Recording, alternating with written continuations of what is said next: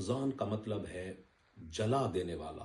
یعنی یہ آپ کے گناہوں کو جلا دیتا ہے اور آپ کے ایمان کو جلا دیتا ہے، تقویت بخشتا ہے۔ اور روزے کا مطلب ہے رک جانا، یعنی صبح صادق سے لے کر غروب آفتاب تک آپ کھانے پینے اور اپنے ازواجی تعلقات سے رک جاتے ہیں، اور جھوٹ اور بد نظری، فحاشی، عریانی، تکبر، ریا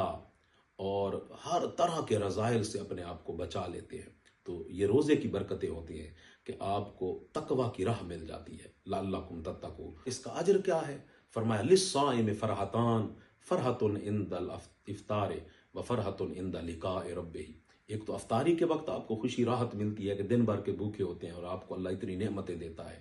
اور پھر جو سب سے بڑا اجر یہ ہوگا کہ سارے دروازے جنت کے بھی کھول دیے جائیں گے، لیکن جنت سے بھی بڑا اجر یہ ہوگا کہ لقاء رب، اللہ رب العزت پر